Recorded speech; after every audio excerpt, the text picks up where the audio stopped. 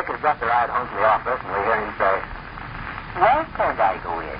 Mr. Sledge is using the telephone. Well? He's talking long distance to his mother and sister in Pontiac. I told him he could have privacy. Yes. Well, he'll be through directly. I brought home some word from the office. Hurry up, John. Yeah. Big Dasher and Roger. I'm supposed to have them in the mail by 6 o'clock tonight. Why don't you sit right down here on the steps and begin on them? Oh, right. Sure. All my stuff's in the library table. Pen and ink and eraser and charts and figures and junk. Anyway, I couldn't accomplish anything sprawled on the half-wit front porch. Well, I'm sorry, but we just have to stay out of that living room until Mr. Sledge is done with his conversation. You've been talking. Oh, quite a little bit. Sit down here by me. You're not in such a rush. You can't wait a minute or two. No, but I dash home from the office 90 miles an hour to do a job, then discover I can't enter my own house. Well, I'm sorry, but there's no help for it. Well, this is phone calls run into money. I hope Brother Sledge appreciates that. He's going to pay. Why don't he use his own phone, anyway? Well, Mr. Cameron and Mr. Breach and the terrace's other two roomers are both home this afternoon. Mr. Sledge likes privacy when he talks to his mother and sister. He was very much upset when he knocked at the door a while ago. Quiet. Yes. He's had his feelings hurt downtown. He's always having his feelings hurt. Well, Mama's boy, you know. Oh, Mommy's boy. The big ox is 40 years old, ain't he? 43, but that don't cut any ice. Once a mama's boy, always a mama's boy. Who hurt his feelings this trip? Some clerking at the 5 and 10 cent store. Seems Mr. Sledge likes to drop in there noontime to look around. Yes, a beautiful woman, heavily raised and greatly educated. Hello, Margaret. Hi. Now, he'll want to go in the house. Well, I sure love to go in the house. I've got a bushel of work to do before 6 o'clock. He'll be done directly. How'd you get your shirt all dirty? Down the mud. Not up early today, hey, Gus? On the contrary, I have to tackle a heap of invoices. Can't go inside, Willie. Why not? Miss Harris's roomers using the phone. Mr. Sledge? Yeah. He's talking long distance to his mother and sister in Pontiac. I told him he wouldn't be bothered with people running in and out. I won't bother him. I just want to get my first baseman's glove. Where is it? Under the Davenport. No. He has to stay out of that living room until he's through with his conversation. I concur with you in that sentiment, Harold. The guys are waiting for me over in Canton's vacant lot. Well, let him wait. Is the baboon going to chew the rat all day? He hasn't had a chance to chat with his mother and sister for a long time. Probably got a lot to tell him. Anyway, he's all upset. What's he all upset about? Some snippy clerk down at the 5 and Dime hurt his feelings. You crying? Oh, my, yes. Just moaning sobbed away when he knocked at the door a while ago. He's the darndest ball baby that ever come down the pipe. It's not for a place to make fun. Remember, you're just a little boy, and Mr. Sledge is a grown man. You sure don't act like a grown man. All right. Oh, that's it. Go look in the window. See what the numbskulls do. No. He's probably all through talking on the phone. I bet he steps out of the Davenport. No. I can take in the living room without him seeing me. Did you hear me say no? Smokey, that's a long distance bill of $40,000. He'll pay. We won't get stuck. Enough invoices to fill a gunny sack to go over by 6 o'clock, and here I sit with my tooth in my mouth. Well, he used his own telephone. Mr. Cameron and Mr. Breeden and Harris's other two roomers are both home this afternoon. I guess Mr. Sledge is afraid they're jollying. Smelly Clark, Bluetooth Johnson, Willis Drawback, and Leland Richards all over in Cabin's vacant lot waiting for me. Oh, I don't imagine there'll be any horrible consequences if you don't return. I could slip in the doggone living room and get my first baseman's mitt and just let me realize I used Listen. What's nice? I thought I heard stopping inside the house. But it's not smart to laugh at people. Not the least bit smart. No, a guy 43 years old. I guess a guy 43 years old can have feelings. What happened in the 10-cent store that broke his heart? Some clerk was rude. He likes to spend his noontime in at the 5 and Dime, see. He likes to walk through the aisles and look at the different articles for sale. Well, today he stopped at the candy counter to buy a little sack of sweets. He told the clerk he wanted a penny's worth of this, a penny's worth of that, and so on. And one of the things he ordered was a penny's worth of licorice buttons. The clerk put 5 in the sack. Mr. Sledge says, those licorice buttons are 6 for a penny, you see. The clerk says, 5 for a penny. Mr. Sledge says, I bought some the other day, and they were 6 per penny. A man with a mustache waited on me. The clerk says, look, neighbor, I can't stall around all day arguing with kids about whether licorice buttons are 5 for a penny or 6 per penny. You want licorice buttons 5 for a penny, or don't you want any licorice buttons at all? I don't want any licorice buttons at all, says Mr. Sledge, and he stormed out of the 5 and Dime, sobbing and crying to be sedan. Say, this fellow's feeble-minded. No, he's not either. Any lame brain that acts like... I admit he's a little on the childish side.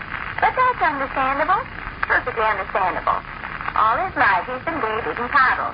His mother and sister idolized him. Why, up until he was 20 years old, nobody's ever said a mean word to him. It was a shock to learn there was meanness in the world. That's why he cried. And another thing is he's homesick. He just pines to be back in Pontiac. Mr. Sledge is smart enough. Well, didn't you say he was an awful good boy? Bowen don't take brains. He got peachy marks in school, I know. Miss Harris was telling me he has all his report cards stuck in the mirror of his dresser. Wonderful marks. Arithmetic 100, geography 100, history 100, everything 100. Shows he's no ninny. Yeah, but imagine a man, 43, crying like an infant because a 10-cent store clerk wouldn't sell him liquor shop 6 for a penny. I don't think it's our place to criticize. You can't help the way he's built. I'm sorry for him, and I'm glad to do all the favors I can. It's cruel to laugh at a poor fellow that's blue and miserable. My friends over in Cabin's Bacon Lot will still put a lot of faith in my promises after this. His friends over in Cabin's Bacon Lot will probably survive you not being with them. Hey, you can't be still talking. He'll come out when he's through. It's been a quarter of an hour. I've heard of people talking long distance, quarter of an hour. I got these invoices. I didn't come home to lie on the front porch and let the breeze blow down my collar. I come home to work. Spread your invoices on the fifth here. Oh, fuck. I told Mrs. Sledge he could have complete privacy, and I can't go back on... What's the matter? I thought I heard sobbing. That's not comical, right? Not at all comical. No, but I did. The telephone company hands us their bill. We'll send our undershirts to Choice, Michigan Forest for Food. He'll pay. Hope so. He'll pay. Bad luck with the winter glowworm and see it. No. Stay right where you are. Well, Sledge is probably stepped out of the Davenport roof and bit it. How do you know he's done? May have finished chatting with his mother 10 minutes ago. He'll open the door and let us know when he's through. This is getting slightly ridiculous. I don't mind going along with halfway junk, but to a certain extent, when there comes a time when... Huh? Look, where? Oh, not turning. Did it? Turning now? Yeah. Why don't he come out? Probably composed himself. Well, I hope the son of a gun... I don't want any giving or funny remarks or smart aleck trash from you two. Be courteous, Mr. Sledge. Treat him just as nice as you do. Well, all through? Well, Mrs. Well, you know, Sledge, one day... Well, you had a lovely long chat with your mother and sister, didn't you? Here, take my handkerchief. Yours is soaking, sopping wet.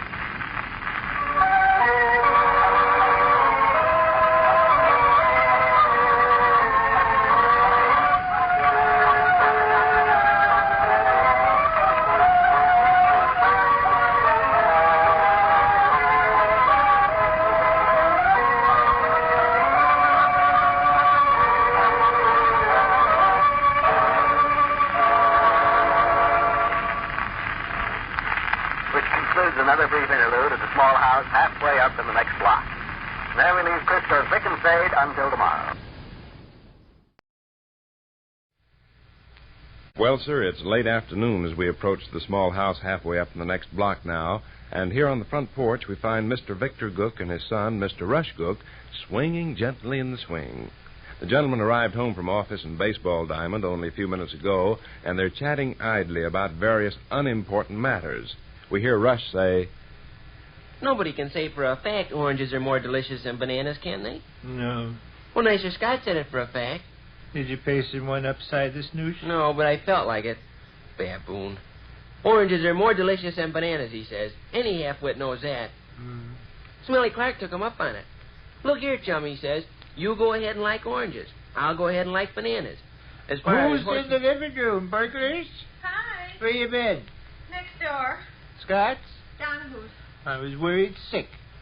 Felt it in my bones that you'd run away with the brickmush man and got married. Uh-huh. I'm still trembling a little. Yeah. What's his name find you, Willie? Yeah, we made connections over in Tapman's vacant lot. Well, he certainly raised an awful holler in the backyard after you left this noon. Rush, rush, rush! I went out and shushed him out. Mr. Donahue had just come in off of the Kansas City freight drag and was in bed trying to sleep. He's got an awful loud voice on him, that guy. I'll say. He tell you your mother scolded him? Uh-uh. Well, I did. You'll have to quit that yelling, I says. The man next door wants to sleep. Rush isn't home. Who are you talking about? What's his name? You know. Sonny, wouldn't you like to sit on the railing and let Mother have the swing? Well, there's room for three. Oh, not without crowding in like sardines. Shucks, I was here first. Do you want me to perch myself up on the railing? Okay. Big news from next door. Really? Mr. Donahue went to work. Oh, thanks, Willie. I said this was a rotten, skimpy porch swing when we first bought it. What did Brother Donahue go to work and do? Something I bet nobody else ever done in the last 9 million years. You intrigue me. He asked the railroad company to give him his old job back. Go on. Here he is, the monstrous, big, important traveling inspector of locomotives. And he sent an application in to the officials requesting they let him go back to being an ordinary engineer like he was before his promotion. I want to know. Astonishing? Smelly Clark's Uncle Strap once found himself in a situation. I'm telling something, Rush. Oh. Think of the salary part. He'll return to his old salary, eh? Of course. Well, quit keeping a fella in suspense. I'm on needles and pins to learn why he couldn't stand the gaff. Oh. Simply couldn't stand the gaff. Well, I'm surprised. I thought being traveling inspector of locomotives was a lot easier job than running an engine. No? No, you can't sit down. Traveling inspector of locomotives can't sit down? Traveling inspector of locomotives can't sit down. He has to stand up. There's only 2 seats in an engine cab, see? One for the engineer and one for the fireman.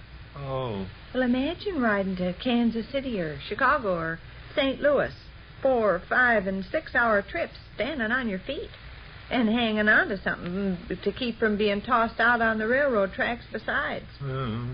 For months and months and months, Mr. Donahue's poor feet have been absolutely killing him. She told me. She said he'd come in off in a freight drag so exhausted he could hardly speak. Worn to a frazzle and haggard as a horse. I think I've noticed he's been looking older since he got promoted. In line with your remark, man. But it was hard for him to make up his mind to quit, though. Seemed like such a childish reason to quit. I quit because I got no place to sit down. On top of that, he didn't have to wear overalls. He was a huge, big, important traveling inspector of locomotives. A fine position. Railroad men looked up to him. And then the salary. Fella don't want to go back to a smaller salary when he can have a larger salary. But Mr. Donahue's made up his mind. He'll take his overalls back and his little salary back and be happy. Well, doggone it, you'd think the engineers and firemen would let him sit in their seat once in a while. Well, it's not done that way, I guess. Traveling inspector of locomotives is supposed to stay on his feet and watch the different gauges and meters and levers and stuff. Well, think of standing on your feet from here to Kansas City in a sway and lurching freight engine. Person has to hold on good and tight to the tender or whatever it is in order not to get thrown right out on the railroad tracks. And Mr. Donahue, remember, is no chicken. Of course, he's not old or anything, but he's worked hard all his life and has to take it a little easier anymore. Too bad, in a way. Too bad. Mom, every once in a while, a fireman on an engine has to shovel coal. I should think when he got up to shovel coal, Mr. Donahue could grab his seat. Well, it's not done that way, I guess. Traveling inspector of locomotives is supposed to have dignity. It's up to him to keep on his feet. Oh. Tell you another bad thing, Vic, about this good situation he wants to give up. What's that? It's clothes. Clothes? Ordinary engineers wear overalls. Overalls don't show dirt so much, and a fella can wear 'em several trips without washing 'em. Traveling inspector of locomotives don't wear overalls. Wears a regular suit, coat, pants, and vest. Also a shirt. See, he's more or less the boss and has to put up a neat appearance. Well, sir, Miss Donahue says you should see his clothes after a run. Even a little dinky run up to Joliet, and his shirt is black as my shoe, and his suit is so full of smoke and soot and grime you'd think it was a gunny sack. Well, these clothes have to be sent to the cleaners, of course, and well, I guess the bills they pay that cleaner every month would knock your eye out. You've seen Mr. Donahue come home from the roundhouse after a trip, haven't you? Sure. Look like a hobo? You people talking about hobos. Willis Rohrback claims he got so dirty one time, innocent bystanders were There's shot. no sense in putting your feet up on that pillar. Only makes ugly scratches on the paint. Besides, you're liable to fall off the rail and break your neck. Sit civilized. It's just too bad. Here's a fellow that worked himself up to a fine, wonderful position with a dandy salary and everything else, and then has to hand it back on a silver platter. They had plans for that extra money, too. Thought they might even have enough saved by a year from this fall to build a house out on Oakland Avenue. Well, that plan will go up the flue, of course. Take 'em 5 years at Mr. Donahue's other salary to accumulate what's required. How does Miss Donahue feel about her husband's decision? Well, she's disappointed, naturally. But at the same time, she don't want to take chances on his health. Wonderful little woman, Miss Donahue. Smelly Clark's Uncle Strap dearly loves to reminisce. What did I say about them feet? Oh, by George, unconsciously I put my feet down up. Again. Tell you another bad thing, Vic, about this good job. What's that? Mr. Donahue loses out on jolly fellowship with his friends. How so? Well, mainly because he's the boss. Well, you take it when he makes a trip to St. Louis, for instance. At the end of the run, the fireman and the engineer go to a restaurant patronized by railroad men. Well, Mr. Donahue, of course, goes along. All right. They go inside the eating place, and the other two fellas sit at the counter. Well, Mr. Donahue ain't supposed to sit at the counter. He's traveling inspector of locomotives.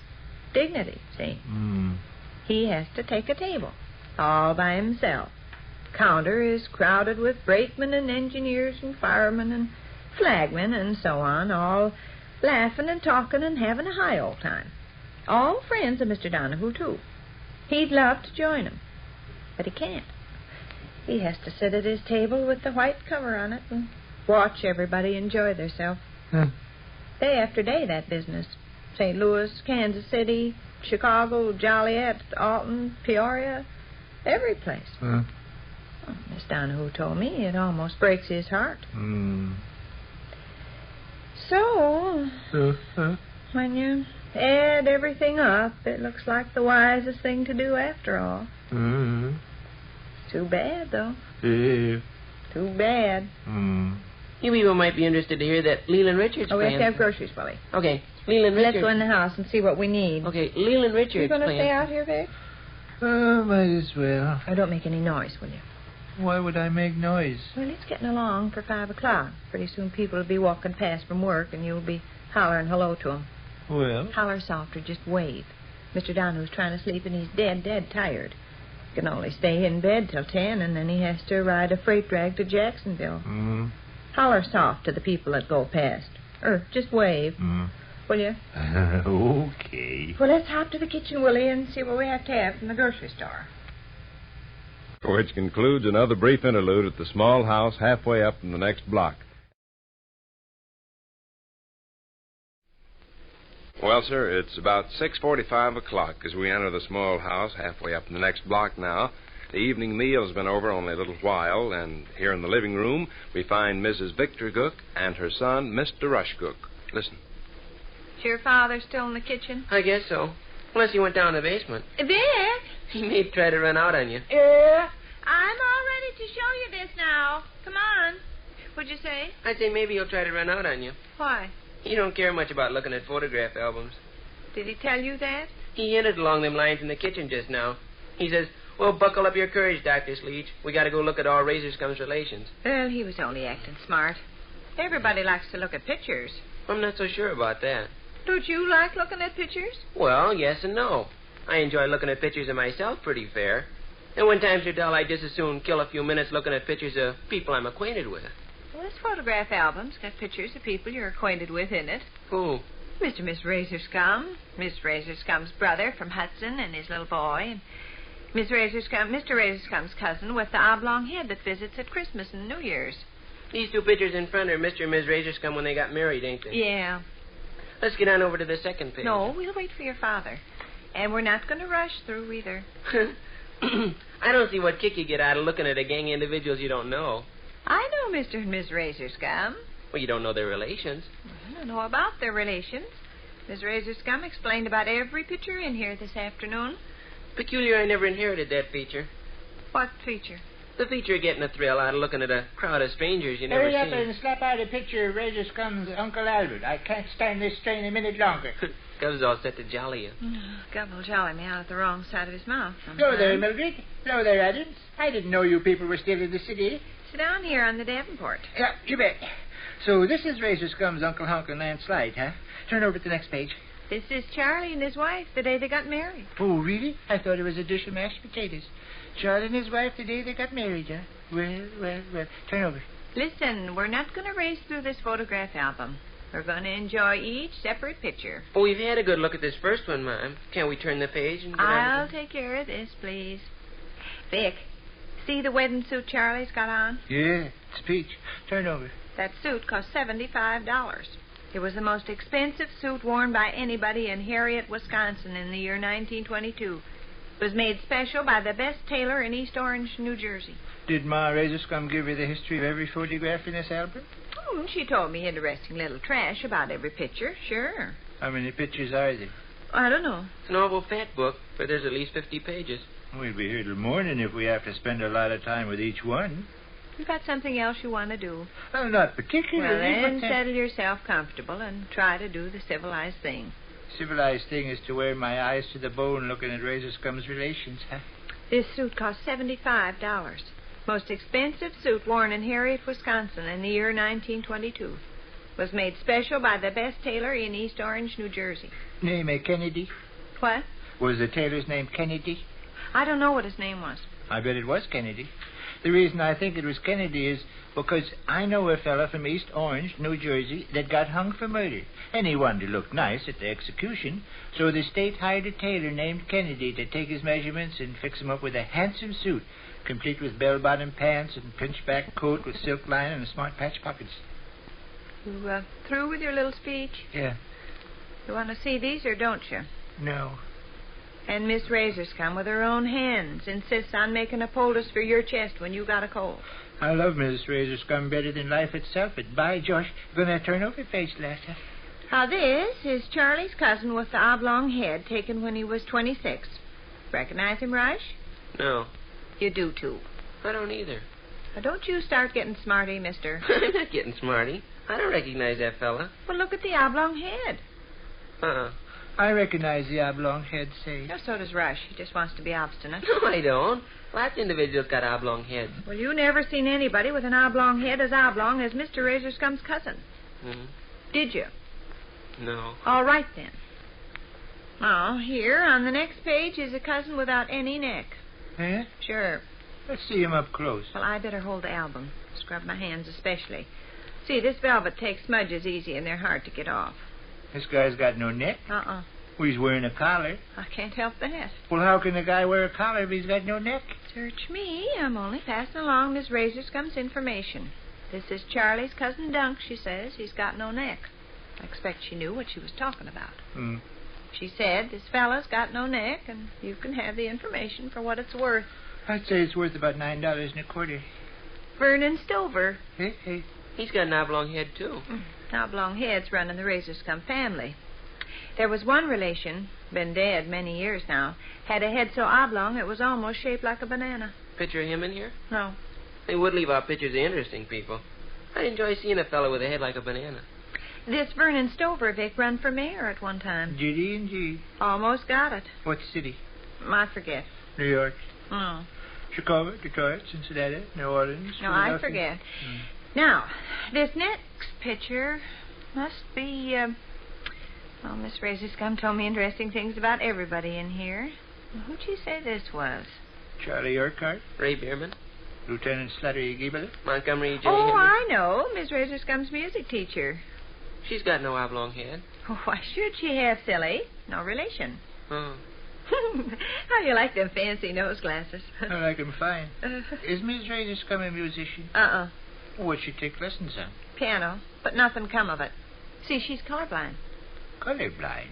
Well, you knew Miss Razor Scum was colorblind. Well, what's being colorblind have to do with her not being able to play the piano? Well, what does it, foolish? I haven't the slightest idea. Think a second. Oh, be a sport and tell me the answer. A colorblind person can't play the piano because how would they distinguish between the white keys and the black keys? Why, piano keys all look alike to a person that's colorblind. Oh, sure. Mom, I don't think white and black make any difference to colorblind people. White and black ain't The colors. next page here is Lyman Trivet. Hello, Lyman. Ma'am, colorblind people can tell white from black as easy as you can. It's red and green and purple and junk that stumps them. Is it? This Lyman Trivet could stick himself with a pin and it wouldn't hurt. I bet he was in great demand at fashionable parties. Homer Starchley. Did you memorize all these names? Oh, some of them just happened to stay in my noodle. Eldred Tyson, or Bryson, I guess it is. Yeah, Bryson. He shot a lion. Let's see once. Now, watch out for your hands. All you have to do is look at velvet and make smudges. You shoot the lion in Africa? Zoo. Zoo? Yeah, and got arrested for it. He was a shy, retiring man. Didn't have any gumption. His friends made fun of him. He was so timid. So he took a rifle out to the zoo and shot a lion. Just so he could say he done it, see? Changed his whole disposition. Instead of hiding in corners, he went swaggering around hollering, I shot a lion. I shot a lion. Lion die? I'll say the lion died. Killed right over. How long did they keep Brother Bryson in jail? Quite a while, I guess. His papa had to buy the zoo another lion, and lions cost money. Wonder how much. Oh, here's somebody it's easy to tell is a razor scum. Oblong head? Sure. Oblong head really stands out when an individual is bald, don't it? Yes. I forget this fellow's name. Razor scum. Yeah, razor scum, but I mean his first name. Paul, maybe. Pete, maybe. Joe, maybe. Art, maybe. William, maybe. Maybe. Paul, I think. Here's a good one. Cecil Freemer and his tall horse. Tall horse, yeah. Supposed to be the tallest horse ever born in Harriet, Wisconsin. Run like lightning. Pretty, ain't he? Yeah. He's got an oblong head. Wonder if he belongs to the razor scum family. Ha ha. Agnes Slimely. Hmm. Married Charlie's oldest brother. Hmm. Edna Lawrence and Bolivar Scratch. Hmm. Acrobats at one time. Hmm. Philip H. Stingy. Kiddo, how many pictures are there in the book? Oh, I'm sure. I don't know. We'll riffle through the pages once and let's get an idea. You in a hurry to go someplace? No, but go ahead. Riffle through the pages once. Mm-hmm. Quite a few. Holy smoke. Must be 600. So which? Well, do we have to look at all of them? Yes. And hear a 5-minute lecture on each one? Yes. Wait till I tighten my belt and wipe off my forehead. How about me bringing in a pitcher of cold water? Fine. All right. This fellow on the next page here is Melvin Razor Scum. See his oblong head? Which concludes another brief interlude at the small house halfway up in the next block.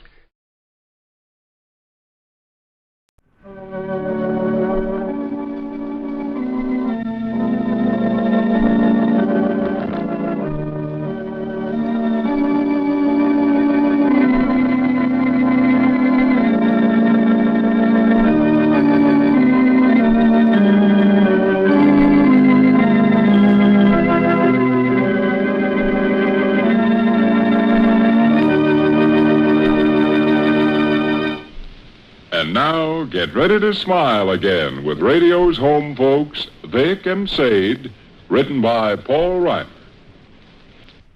Well, sir, it's late in the afternoon as we approach the small house, halfway up in the next block now, and here in the living room we find Mrs. Victor Gook all by herself. Mrs. Gook is established in her husband's easy chair, her sewing basket in her lap. We're untutored in such matters, but we're inclined to believe she's embroidering initials on napkins. However, we're probably mistaken because... What? Oh, wait a minute. Here's a voice. Listen. Mom. Hey, don't you be coming in that front door with your muddy feet. I'm not. Go around to the back. I ain't coming in at all. What you doing? Sewing? Why don't you come outside? Rain's over. Sun's shining now. Well, don't stand there holding the door open. Nice out. Is that?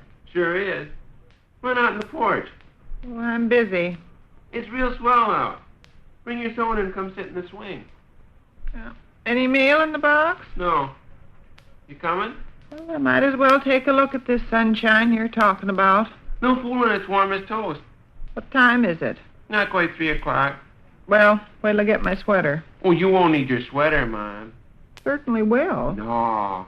Well, I'm going to put it on just the same. This is August, Mom. Mm-hmm. August, when it pays a person to watch their step. Air is cram-packed full of sickness. That's what you say about every month in the year. Take it in spring, summer, fall, or winter. You always tell how the air is cram-packed Well, full let's go for going. Let's take advantage of the porch swing while we can. Why? Because the porch swing season is short, and won't be long before we'll be taking it down and putting it in the Close basement. the door. It'll stay there till next year. Hey, it is warm. What'd I tell you? Wasn't anywhere near like this noon. Thermometer's been climbing steadily up the ladder all day. Well, last night's paper stated rising temperatures, but I never expected this much of a change. Me neither. Have a seat. This is getting to be an awful junky-looking porch swing. Next year we can slap on a coat of paint. Well, we'll probably buy a new one. Half the slats on it are loose. You and me and Gov are the types of individuals that give a porch swing rough treatment. You mean you're the type of individuals that gives a porch swing rough treatment? Me and Gov don't invite our friends over to hang by their heels on it. I suppose you refer to Smelly Clark. I refer to the whole bunch of you. I guess I have to admit I belong to a pretty red-blooded, active set of fellas. My arteries pump away with There goes energy. Mr. Kreider. Uh-huh. Got his little quarter's worth of steak from Croucher's Meat Market. How you know? He gets a little quarter's worth of steak every evening. Cooks it himself and eats it himself. Pay him to buy it in the bulk. Makes me think of a scheme as figured out by Rooster Davis. Hmm? He's going to go in the restaurant business, see? Hmm. Specializing in bacon sandwiches. Hmm. Selling nothing but bacon sandwiches. Hmm. On the corner of Jefferson and Main Street. Oh, go ahead and tell what you're going to tell. Don't just say one sentence at a time and then wait till I answer. Miss Elder's got that habit. Gives a person the willies. Eugene Partlow's got the worst habit I know of. He'll strike up a conversation with you and tell a story or something, and then won't give you a chance to tell a story. Miss Apparat will do that, too. The other day I saw Eugene in Tapman's vacant lot. There goes Mr. Clark. Uh-huh. Got his little umbrella up. Wonder why. The rain stopped. Well, he carries it to keep off the sun. He had sunstroke one time and's been scared of it ever since. Yeah? He always wears tennis shoes on account of that, too. Because he got sunstroke? Mm-hmm.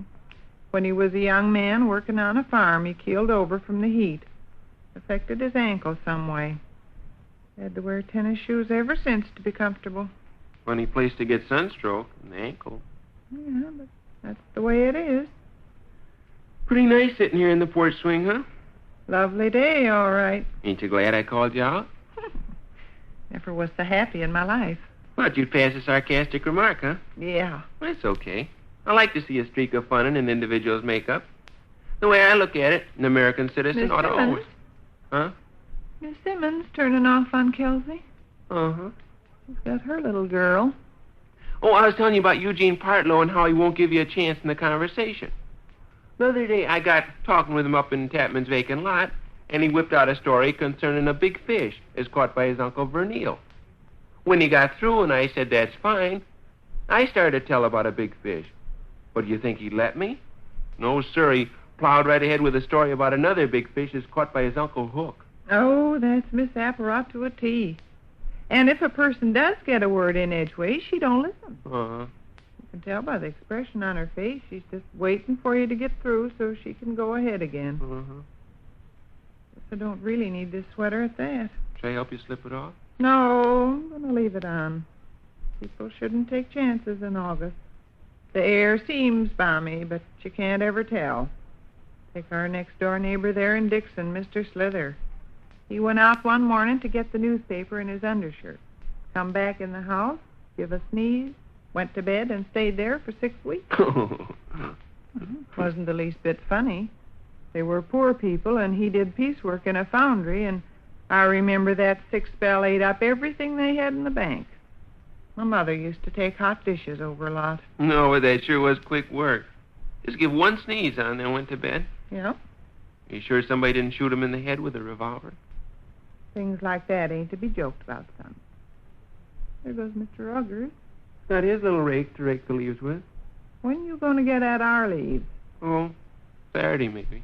Yes, and on Saturday you'll come around with monstrous big plans about 9 innings of baseball over in Tapman's vacant lot, and The leaves will stay right where they are. I think maybe I can arrange my schedule so I'll have a few minutes to devote to raking. Take a lot more than a few minutes. Well, we'll see. I'll say we will. Years back, in my younger days, I used to get quite a kick out of autumn leaves. I used to enjoy running through them. Oh, Aunt Bess and I used to do that. One day we were running through piles of leaves, and Aunt Bess tripped over a pig that was asleep in one of them. Oh, I didn't finish telling you. Go ahead. You didn't finish what? Telling you about Rooster and the bacon sandwiches. But go ahead with your story. Aunt Bess tripped over a pig, huh? Yeah. What happened? Well, that was all. She fell down and was scared, and the pig run away squealing. They tell me pigs will eat people. Yes, I understand they will. Be a very miserable way to die, wouldn't it? Yeah. Kind of embarrassing. Uh-huh. Newspapers state Mr. Ray Johnson of this city passed away yesterday as a result of being ate by a pig. Raj, for goodness sake. Well, yeah. Ain't that the little Rogers girl across the street? It's one of them. She's got her tam o' shanter on. Uh-huh. Certainly a swell day, ain't it, boy? Yeah. By tonight, there might be a thunderstorm come up. I doubt it. You can't ever tell about August weather that way. Why, one time there in Dixon, it come up a hailstorm so big that the whole town was covered with hail a foot deep. I remember... Oh, I never told you. Huh? I still haven't told you about Rooster Davis and the bacon sandwiches. Well, tell it. Go ahead with what you were telling. Well, that's all there was to it. One time in Dixon, during what looked like a calm summer day, it come up a hailstorm to where the ground was covered a foot deep. Very remarkable. What about Rooster and the sandwiches? He's going to start a restaurant. Uh-huh. In this restaurant, he's going to sell nothing but bacon sandwiches. Going to deal in bacon sandwiches exclusively. Restaurant's going to be right downtown. Yeah. Corner of Main and Jefferson Streets. Oh, there you go again. How you mean? Well, instead of telling a thing and finishing it, you just say one sentence at a time and make a person answer. Oh. What about Rooster and his bacon sandwiches? Well, he's going to have a live pig out in back of the restaurant, see? Uh-huh. And whenever a customer comes in and orders a bacon sandwich, Rooster steps outdoors with a knife and cuts off a piece of bacon. Cuts it off the pig? Sure. All bacon comes from pigs. Well, I know that foolish. What's the point? The point is that the pig's alive. Well? The pig is given ether and chloroform so it won't hurt. A chunk of bacon is removed. A trained nurse steps forward and nurses the pig back to health and strength. He eats his dinner and gets fat, making more bacon. Another customer wants a sandwich, so Rooster again puts his pig to sleep with ether and chloroform and again cuts off a chunk. Sure. See, all you need is one pig. You don't lead a very gay life of it, what with being stabbed every little while. Ish. Huh? Ish. Okay. Here comes Mr. Foster on his bicycle. Uh-huh. He's got his dinner bucket tied to his handlebar. Yeah. Well, I'm going in the house. Oh, why, Mom? Oh, I've got things to do. Well, it's been a pleasant chat. Yeah.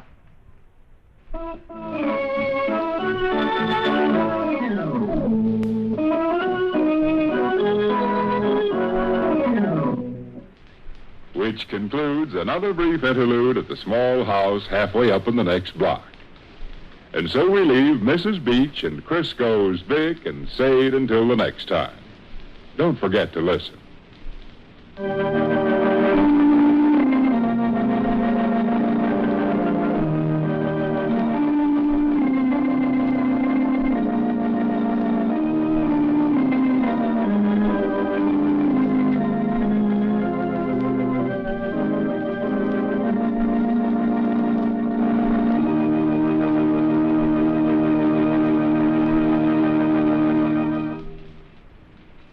This is Ed Roberts speaking.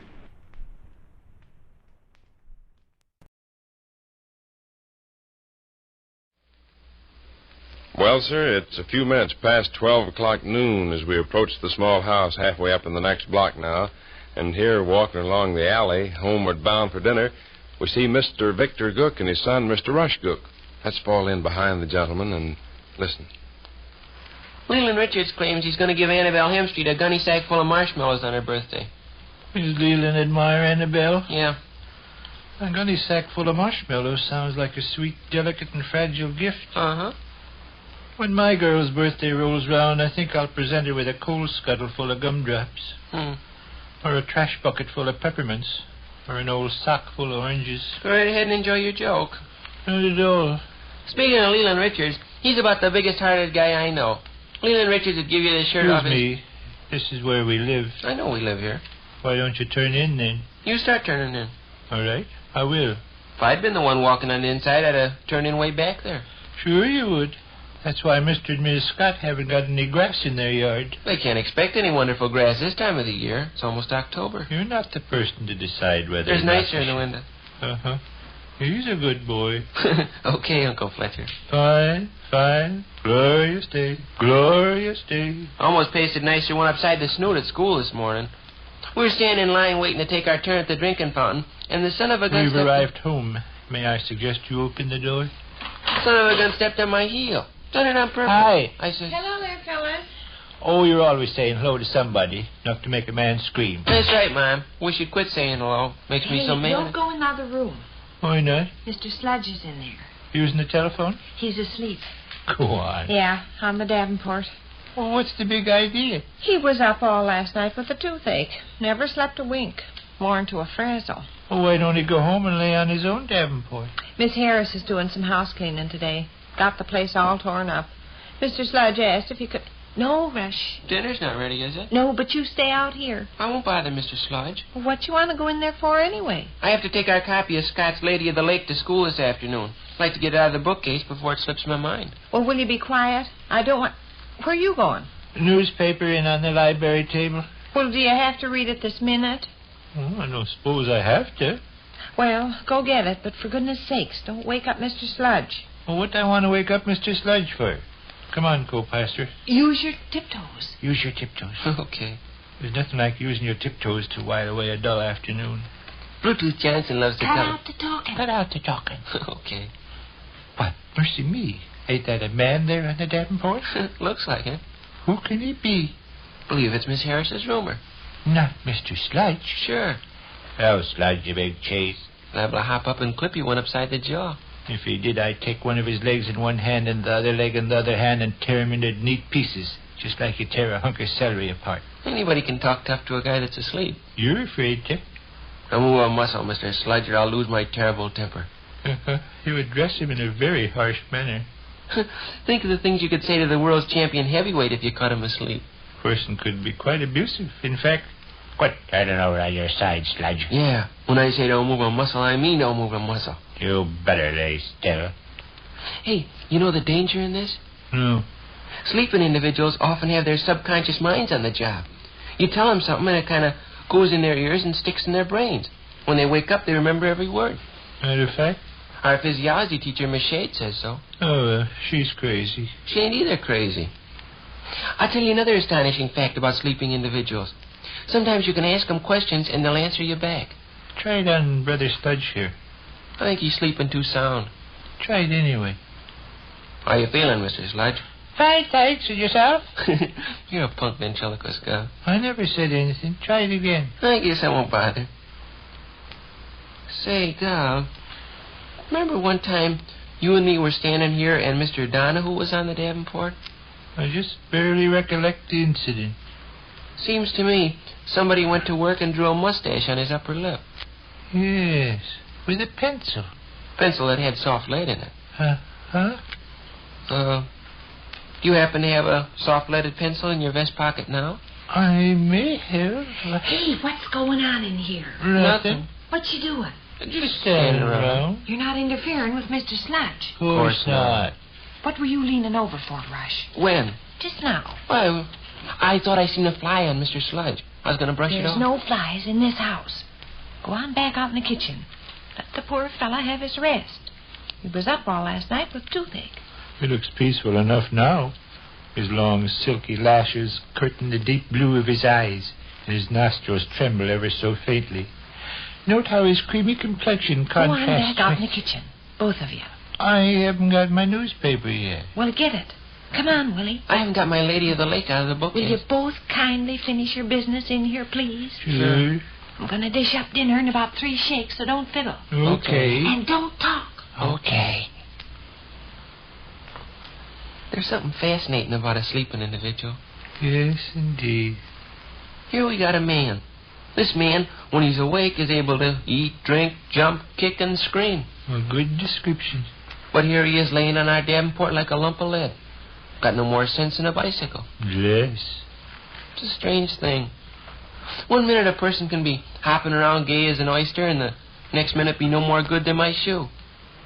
This morning, Mr. Sludge was walking downtown and chatting with his friends. Here, only a few hours later, he's nothing but pulp. Exactly. But if you stuck him with a pin, he'd jump right up and be as jolly as ever. I just bet he'd be jolly. Got a pin? No. That's hard luck. I got a pencil, though. Pencil? Pencil is very soft lead. Is that it there on the clip attached to your sweater? Yeah. Looks very much like the sort of pencil that was used by those wretched mischief makers who drew a mustache on Mr. Donahue's upper lip the day he was stretched out on this davenport. Uh-huh. I have no sympathy for such pranks. Neither have I. Anybody that sinks so low as to draw a mustache on a poor fellow that was asleep is nothing but a contemptible cad. Worse than a contemptible cad. Of course, if a guy feels like perpetrating such a miserable deed, I suppose it's his own business. Yeah, that's true. If he chooses to take the highway to crime and evil doing, well, that's up to him. Naturally. I'm a great stickler for minding my own affairs. Why, if some unprincipled wretch come in here this very minute with a pencil and drew a mustache on Brother Sludge, I'd never in the wide world move one muscle to interfere. No? I should say not. Well, what you looking at? That picture over there on the wall. Never paid much attention to it before. How long you plan on looking at it? Oh, a minute or two. Uh-huh. Cruel, thoughtless person who decorated Pa Donahue's upper lip that time used a quick, light stroke. Uh-huh. Makes a better-looking mustache. Yeah. He was especially thoughtful not to blow his breath in the face of the sleeping individual. Might wake him up. Uh-huh. Yes, sir, that's a mighty nice picture there on the wall. We ought to have more pictures like that. Yeah, we should. Next time I'm downtown, I think I'll drop in Hamilton's picture department and inquire if I have... Yes, my boy? Somebody has been in here drawing a mustache on Mr. Sludge. No. Yeah. The rascals. Let's see. Not a bad mustache either. Well, it's a good mustache. A fine mustache. But if I ever find the rotten crooks that perpetrated this outrage... Uh-oh. You excuse me and I'll accuse you. Is that the best way? Yeah. Person has to run around after you fellas like a nurse with a couple tiny babies. We're on our way, kiddo. Well, I told you dinner was ready. Uh-huh. Well, Roscoe and myself... Why didn't you come? Gov and I were just... What's going on here? Nothing. We just... How would you like to go to somebody's house to sleep on their davenport a little while and have people standing over you?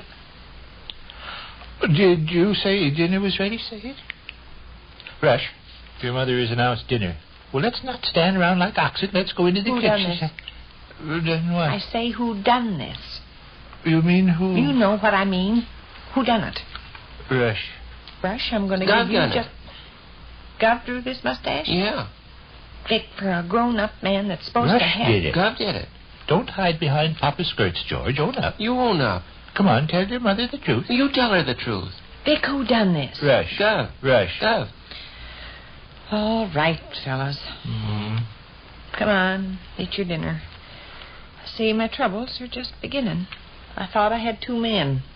Find out I got 2 5-year-olds. Come on. Which concludes another brief interlude at the small house halfway up in the next block.